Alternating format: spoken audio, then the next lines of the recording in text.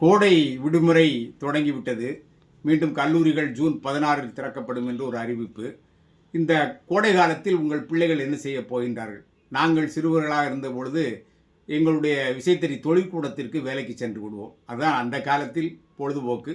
சில முறை சென்னையில் இருந்த அம்மா ஊர் சென்னை என்பதால் அங்கே சென்று 1 மாதம் 2 1½ மாதம் பாட்டி வீட்டில் பெரியம்மா வீட்டில் தங்கி வருவோம்.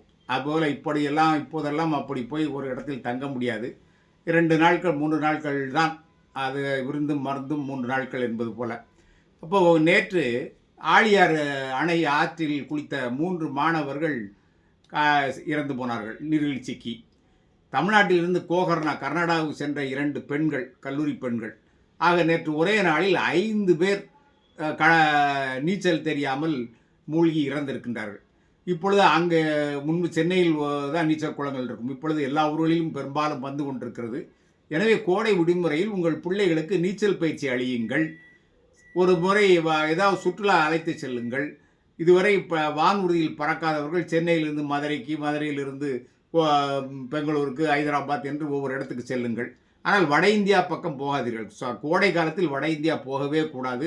வட இந்தியாவிற்கு நவம்பர் முதல் மார்ச் வரை தான் வட இந்தியாவில் சுற்றலாம். அதுவும் பொம்மைகளை கும்பிடுவதற்காக வட இந்தியா போகாதீர்கள். வட இந்தியாவிற்கு நீங்கள் மும்பை, கல்கத்தா கூட போக வேண்டாம். ஒரே ஒரு சுற்றுலா டெல்லிக்கு செல்லுங்கள். அங்கே 3 நாட்கள், 2 நாட்கள் சிம்லா, ஒரு 2 நாள் ஜெய்ப்பூர், 2 நாள் ஆக்ரா, அங்கிருந்தே தொடரில் ஏறி ஊருக்கு வந்து விடலாம். எனவே இந்த கோடை விடுமுறை பயனுள்ள முறையில் கழியுங்கள்.